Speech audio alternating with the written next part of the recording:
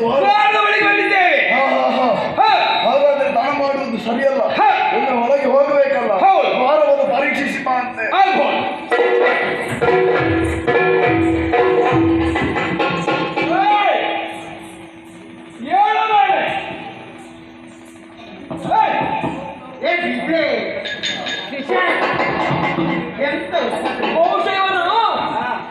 ಮನೆಯಲ್ಲಿ ನನಗೆ ತಿಳಿಸಬೇಕು.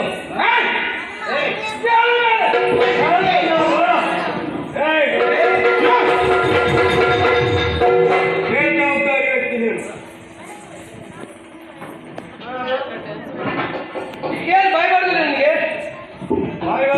ಬಾಯ್ ಮಾಡಿದ್ರೆ ನಾನು ಬಾಗಿಲಲ್ಲಿ ಮೂಕರ ನಿಲ್ಲಿಸ್ತಾರ.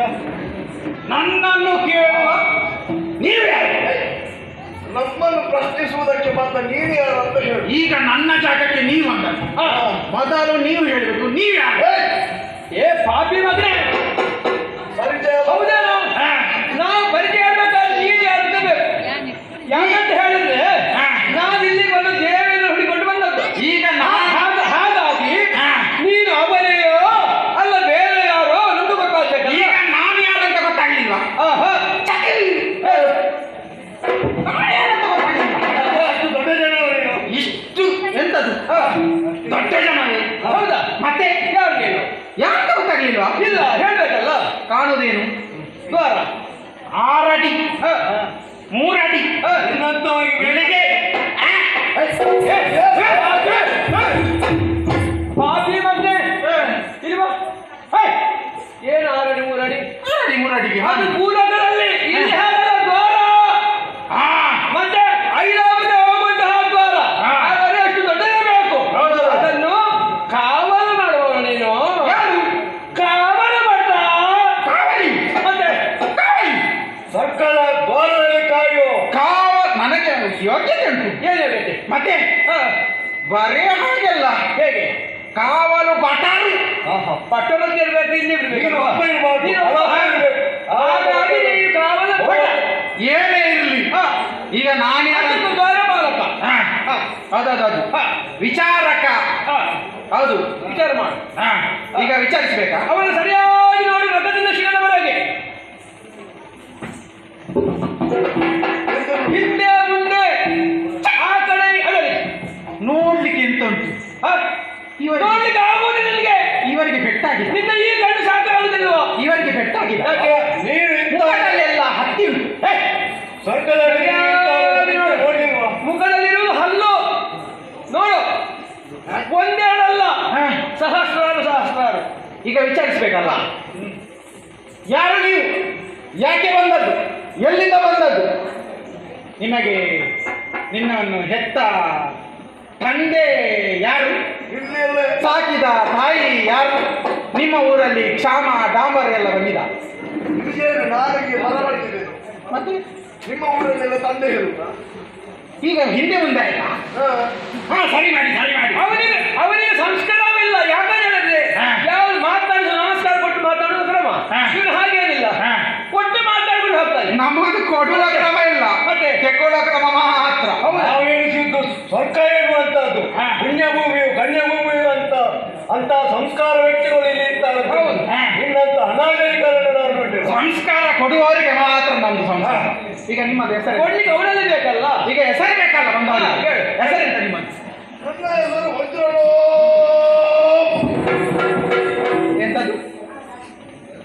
ಎಂತದಂತ ಕೇಳಿದ್ರೆ ನಿಮಗೆ ವಜ್ರ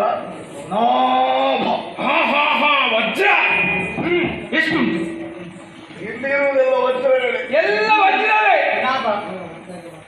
ಸುಮ್ಮನೆ ಸುಣ್ಣಂಬಳ ಅದಲ್ಲಿ ಮತ್ತೆ ಸುನಾಭ.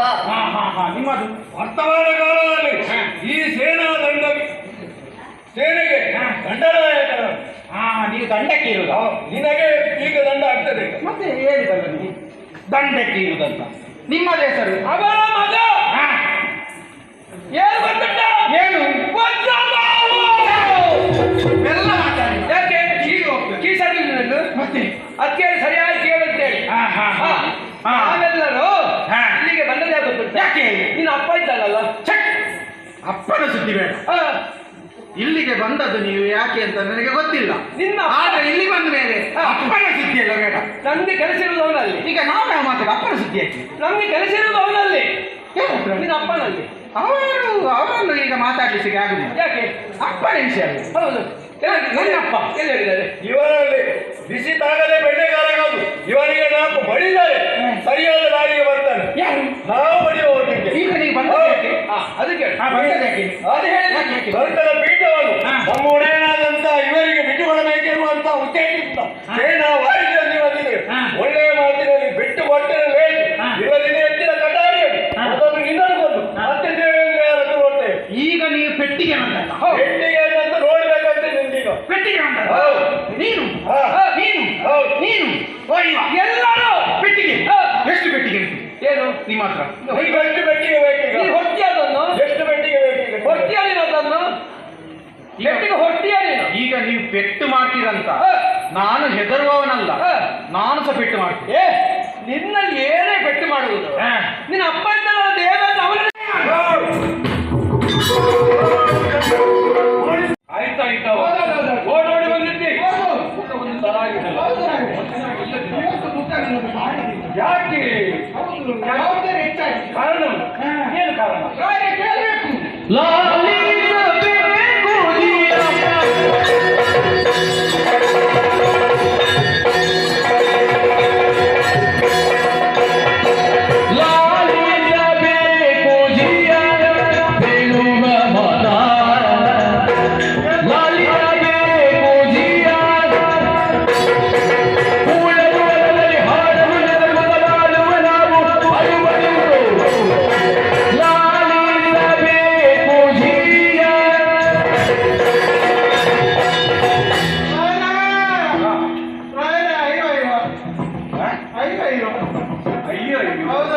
ಏನಾಯ್ತು? ನಿಮ್ಮ ನನ್ನ ಅಪ್ಪಣೆಯಂತೆ ದಾರದಲ್ಲಿ ನಿಷ್ಠೆಯಿಂದ ಅದೇ ದಾರಿಯಲ್ಲಿ ಬಂದದ್ದ? ನೀವು ಹೇಳಿದ ನಿಷ್ಠೆಯಿಂದ ಕಾವಲಿ ಮಾಡ್ತೀವಿ. ಕಾವಲು ಮಾಡ್ತಾ ಹೌದು, ಇದ್ದೀವಿ. ಕಣ್ಣಿಗೆ ಎಣ್ಣೆ ಬಿಟ್ಟು ಕಣ್ಣಿಗೆ ನಿಂತು ಬಾಯಿಗೆ ಎಣ್ಣೆ ಹಾಕಿ. ಆಗಲ್ಲ, ನೀವು ಹೇಳಿದ್ದು ಯಾರು ಎಷ್ಟೊತ್ತಿಗೆ ಎಲ್ಲಿಂದ ಬರ್ತಾರೆ ಎಲ್ಲದನ್ನು ಕಾಯಬೇಕು. ಒಂದು ನುಸಿಯು ಒಳಗೆ ಹೋಗಿ. ಹೌದಪ್ಪ, ನಿಮ್ಮ ಕಾವಲು ಅಂದ್ರೆ ಹಾಗೆ ಹೇಳಿ. ನೀವು ನೇಮಕಲ್ಲ ಯಾವುದಕ್ಕೆ ದರ್ಶನ? ಅಲ್ಲಿ ನಿಯಮಿಸಿದ್ದು ಇದನ್ನು ನೇಮಕ ಮಾಡಿದ್ದು. ಹೌದು, ಹಾಗೆ ಕಾವಲಿ ಮಾಡ್ತಿದ್ದ ಅಂತಲ್ಲ ನೋಡಿ. ಏನು ತುಕುಡಿ ತಿಂದ್ಯಾ? ಆಗಿಲ್ಲ, ಮತ್ತೆ ಕೆಳಗಿಂದ ಸೇನೆ ಬಂತು. ಸೇನೆ ಬಂತು.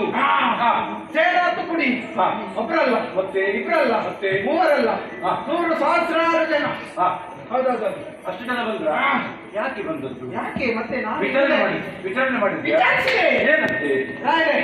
ವಿಚಾರಿಸುವಾಗ ಏನಾಯ್ತು? ಹೆಸರೇನು ಕೇಳಿ? ಏನಂತೆ? ಈಗ ವರ್ತಮಾನ ಕಾಲದಲ್ಲಿ ವಜ್ರ ವಜ್ರ ವಜ್ರ ಅದಕ್ಕಿಂತಲ್ಲ ವಜ್ರ ಆಯ್ತಾ? ಮತ್ತೆ ಭೂಲೋಕದಲ್ಲಿ ವಜ್ರ ವಜ್ರ ಎಂತದ್ದು? ಪುರಾಣ ವಜ್ರಪುರ ಗುರುಗಳು ಹೇಳಿದ್ದನ್ನು ಕೇಳಿದ್ದ. ಅಲ್ಲಿದು ಅಲ್ಲಿ ಅವರನ್ನು ಮುಖದಿಂದ ಅವರ ಒಬ್ಬ ಇದ್ದ. ಯಾರು? ಕೇಳಿದೆ. ಏನು ಹೆಸರೇನಂತ ಕೇಳಿದೆ. ಕೇಳಿದ್ದಕ್ಕೆ ಅವನಿಂದ ವಜ್ರ ನಾಭಿ ವಜ್ರನಾಭ ಅವರೊಟ್ಟಿಗೆ ಬಾಕಿಯವರೆಲ್ಲ ಬಂದಿದ್ದಾರೆ. ಸೇನೆ ಬಂದಿದೆ. ಯಾಕೆ ಬಂದ್ರು? ಕೇಳಿದ ನಾನು. ಯಾಕೆ ಬಂದದ್ದು? ಯಾಕೆ ಕೇಳಿ? ಎಲ್ಲಿಂದ ಬಂದದ್ದು? ನಿಮಗೆ ಏನಾಗಬೇಕು? ನಿಮ್ಮ ಊರಲ್ಲಿ ಏನಾದ್ರು ತೊಂದರೆ ಉಂಟು? ಕ್ಷಾಮ ಡಾಮರ್ ಎಲ್ಲ ಉಂಟು? ಮಳೆ ಜಾಸ್ತಿ ಬಂತ? ಮಳೆ ಜಾಸ್ತಿ ಬಂತು. ಈ ಸಾರಿ ಮಳೆ ಹೆಚ್ಚು ಬಂದಿದೆ. ಏನು ತೊಂದರೆ ನಿಮಗೆ ಅಂತ ಕೇಳಿದ್ರಿ. ಆಗ ಅವರು ಹೇಳಿದ್ರು, ಏನು? ನಿನ್ನ ಅಪ್ಪ ಇದ್ದಾರೆ. ಕೇಳಿದ್ದ? ಅದಕ್ಕೆ ಹೇಳಿದ್ರಿ? ನನಗೆ ಅಪ್ಪನ ವಿಷಯ ಹೇಳುವಾಗ ಸಿಟ್ಟು ಬರ್ತದೆ ಅಪ್ಪ. ಯಾವ ವಿಷಯ? ಹೌದು, ಅಪ್ಪ ವಿಷಯ. ಹೌದು, ಹಾಗೆಲ್ಲ ಇವರು ಕೇಳಿದ್ ಯಾರು? ಯಾರು?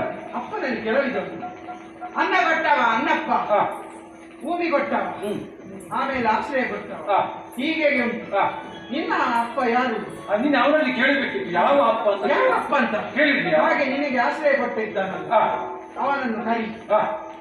ಅವ ಬಾರದಿದ್ರೆ ಒಂದು ವೇಳೆ ಅವ ಬರಬೇಕಿಲ್ಲ. ಬಾರದೆ ಇದ್ರೆ ಪೆಟ್ಟಿಗೆ ನಮ್ಮೊಟ್ಟಿಗೆ ಬರಬೇಕು. ಅವರಿಗೆ ಏನು ಬೇಕಂತೆ? ಅವರಿಗೆ ಎಲ್ಲಿದ್ದು ಮಸನ ಬೇಕು.